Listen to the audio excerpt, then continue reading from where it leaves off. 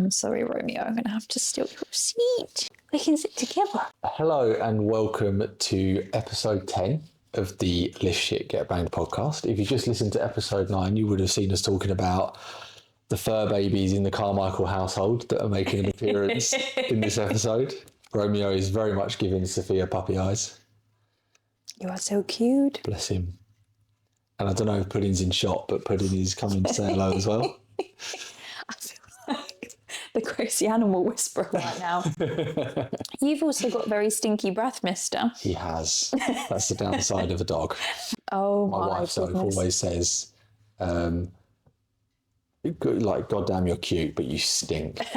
In today's episode, we are going to talk about how we can keep up our steps and general activity as it gets towards less than desirable weather. We have had a lot of feedback over the last couple of weeks from you guys about being on the struggle bus with not feeling as motivated to get out and walk, or struggling just in terms of your schedule. Yeah.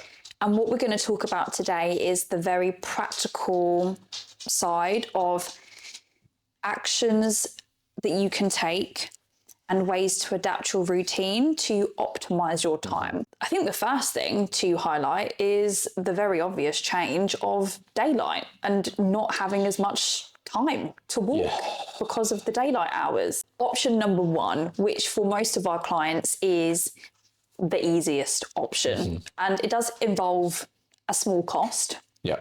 Well, could be a slightly larger cost depending how fancy you want to be, and that is the walking pad. You're looking at around 100 to 150 quid in the UK. My one was 120 from Amazon, and loads of you guys have asked me for a link to my one. I've not given it to anybody because it wasn't as good a purchase as I wanted it to be. Mine's quite clunky and looks like it's from the 80s. It reminds me of one of those big 80s boom boxes. However, Rachel and Coach Katie have both given me the link to their one. So if anybody would like it, I'll drop it down in the description below. It's a little bit more compact. You can fold it up and put it under the sofa, a bit more aesthetic. Yeah. I think the only reason why I don't have a walking pad is because of him.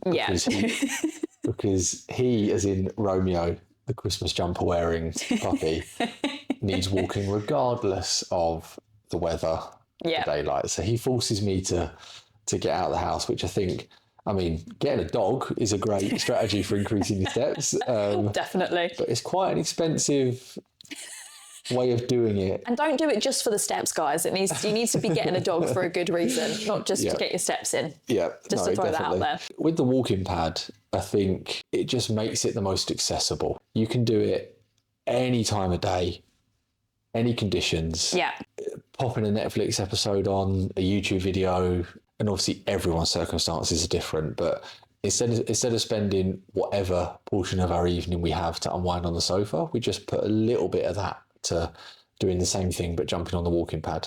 It makes it convenient, and it means that you have to spend less time faffing around adjusting your schedule. If you are somebody that was previously in the routine of going for a walk in the evening, that then doesn't need to change because of the daylight savings.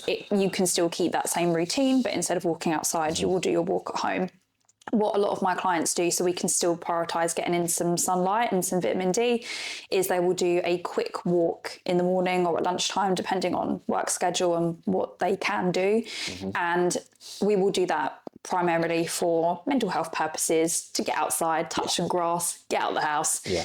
And the bulk of the steps will then be done in the evening or, you know, alongside Netflix or work calls or however you can fit it in on the walking pad. So we've still got a little bit of getting outside for your mental health, but it means that we can push the numbers up without being restricted by daylight savings. There aren't many scenarios or many jobs where we can work and get steps in, whereas the walking pad opens a few more doors to be able to answer emails on the walking pad, take some calls on the walking pad. Although I have got a one-to-one client whose boss banned walking pads during So did I, because their heads were bobbing up and down. Yeah. So it does depend on your job, of course. It does depend on your job and your boss. And your boss. How much of a dickhead if some your boss bosses, is. yeah. that's what I was going to say a lot more politely. Now, if the walking pad isn't an option for you, or you're not a desk-dwelling diva and you already have quite an active job, or you work away from home, we want to go through different methods that you can use both during the week and at the weekend. And we're going to start by going through methods that we can use during the week, starting with dance workouts, which I know that you guys are familiar with and use in the house quite often. Yeah, much to my wife's annoyance initially, I got her, I think the YouTube channel is a guy called The Fitness Marshal. Interesting. I've not heard of him. I normally recommend Get Fit with Rick. They're just like OTT fun, like just, it's not something you do to get an amazing workout in terms of like, it will elevate your heart rate a little bit, get you moving a little bit, but 15, 20 minutes of that, it's going to be similar to going out for a short walk. I nudged Soph to do it because I knew it would just be a really, really good way to start her day. And when I'm upstairs doing check-ins, I can hear her and Lila giggling and dancing around and jumping around. The alternative doesn't have to be doing laps around your living room. We've not included that in the list, just FYI, guys. It can just be doing something a little bit fun and a little bit different. Yeah, like, if you've got kids, it's a great way to get kids involved and knacker them out so they can go for a nap afterwards. Lila likes to do her own little dances to it as well, which is adorable. If you're listening to this and you're thinking, that sounds way too cheesy for me, fuck that. That sounds like my worst nightmare. So I think for me personally. As it would be for me, even though that's a Soph thing, that's not a me thing. Same here. I recommend it to my clients, but it's not something that I personally enjoy doing. There are lots of other ways that we can still get movement in at home. And my personal favourite, I really enjoy just blitzing the house. Hoovering, dusting, cleaning, washing. No, you're nodding in approval. You're like, yeah, I do that too. I can see that. I mean, I don't do that. I'm normally working, but I can see that. But it's my favourite way to, number one, it makes me feel really organised and put together because the house is cleaner than it would normally be in the summer. But I can double whammy on house chores and getting steps in, especially with hoovering.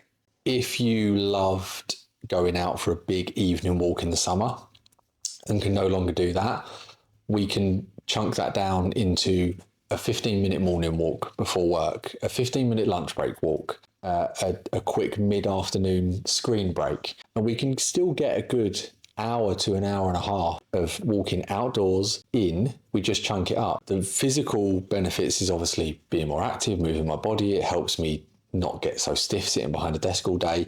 But the mental benefits and what it does for my productivity when I just step away from the screen for 15 minutes. So is this something that you do in your working day? Yep. Yeah. I, like anyone, will be quite easily drawn to, I've done 6 check-ins, better take a break. I can feel my concentration waning and I'll just grab my phone and take a break. It's easily done. I'm still engaging my brain and still looking at a screen. Romeo being a spaniel, the best thing that he could do is sniff and find stuff outside. So I'll go outside, get some sunlight, stand out on the drive and just throw some cheese in the grass for Romeo. Cheese, what he likes. And let him go and sniff it. And it's just that change in environment, that break from work. Yeah. Obviously, the physical side of it is getting more steps in and more activity, but the mental side of it is just having a break. Some of you might be listening to this and thinking, there's no way I could take a break from work.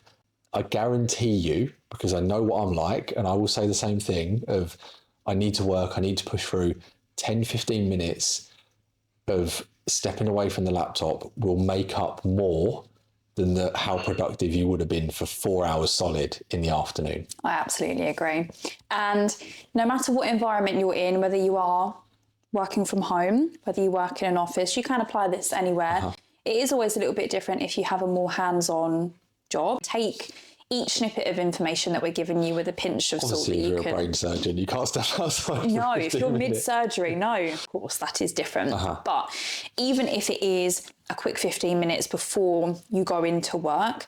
And if you're thinking, well, it's not even worth it if it's just 10, 15 minutes, if you're adding in a block of 15, a block of 10, another block of 15, you will end up with 45 minutes to an hour's worth of activity, which, you know, you would have previously potentially done all in one slot. So it is definitely worth it. And we do get a lot of clients, I'm sure you do as well, that, like you just said, can't step away from, you know, it could be job role based in terms of like they might be a nurse or a paramedic or a police officer, or just something that you cannot physically step away from, or a job that's so demanding that you don't get a lunch break. One of my in-person clients from a couple of years ago worked for a bank, and something that she used to do when she had a full day of meetings is ask or encourage her colleagues to go on walking meetings with her. So they would grab a coffee, go for a little walk as they did their meeting. So that is a potential option.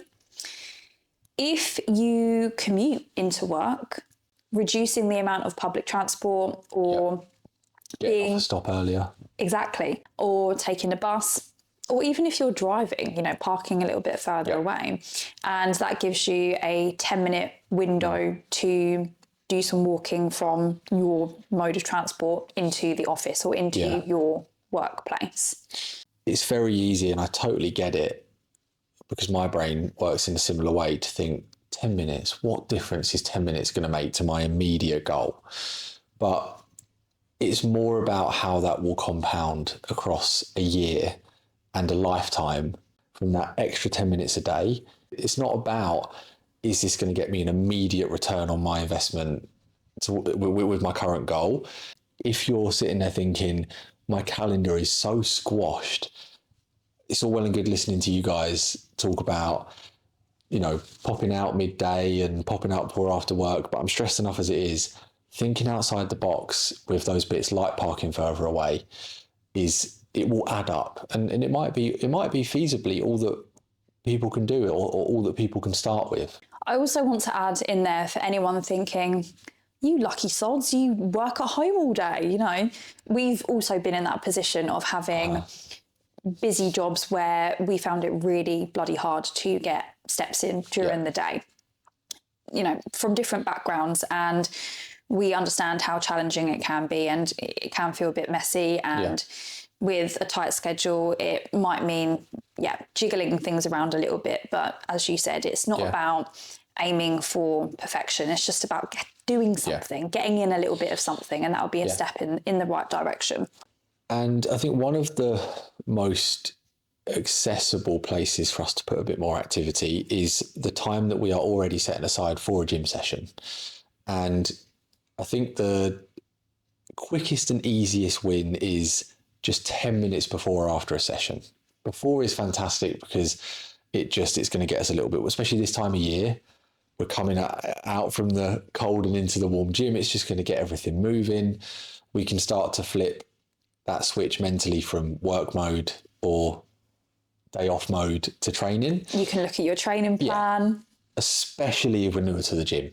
Spend 5-10 minutes on a treadmill and just settle into the gym environment rather than walking in and going straight up to exercise 1.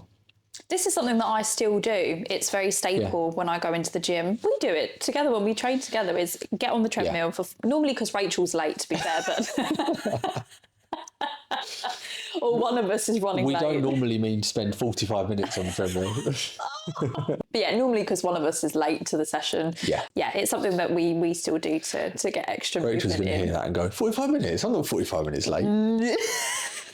I was half an hour late today, to be fair. We're all as bad as each other. Something else that you may also want to do is adding in a quick cardio session.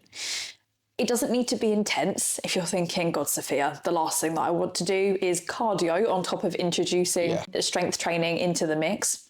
It could be something like incline intervals on the treadmill. It could be a quick jog with 1 minute walking, 1 minute jog. Pelotons now as well. Spin studios that you can put a virtual class on at any time as well. And it just means that we're condensing the time that we need to spend doing it. Yeah. Yeah, we're not finding separate time in our calendar to go and be active. And if you enjoy the community aspect as well, you might also want to join in on a class, something like Zumba. I used to love doing spin classes, and that can make it fun as well. And obviously there is a time commitment to that, but it's something that you could potentially pair if you're going into the gym anyway. And again, an amazing way to meet people. Sometimes the cats don't understand Romeo. Oh, he's just trying to be friendly. He's just trying to be friendly. It's all right, mate. Yeah, it can be an amazing way to meet people and get a little bit of accountability in the form of when you have regulars at a class, you kind of know that if you don't go, people are going to be expecting you to be there, and it just gives you a bit of accountability like you get with coaching as well. We've gone through all of the sneaky ways that we can optimise the working week. Yeah. However, we understand that it's highly likely that in the week, same as us, this is what we do, you will not have as many opportunities to move, or it may be more challenging. And this is where we can be flexible. When we look at your steps, we always look at the average. We look at the average from across 7 days. We look at the average for the month as opposed to individual days. Something to consider is going for a lower target during the week and optimizing time that you may have at the weekend to go for longer walks, and also combining some movement with social plans as well. You mentioned earlier, taking Romeo out for a lovely long walk at the weekend. Yeah. My walks with him during the week, because of time constraints, will be like half an hour. And luckily, Romeo is quite a calm Cocker Spaniel and he's fine off of half an hour. But I love the weekends just giving me an opportunity to get out for a good hour and a half walk. And we're not just doing it to be more active. That's what's nudging us to do it. But once we start to make that a habit, going for a coffee with a friend, taking the dog for a walk. It becomes enjoyable. Yeah.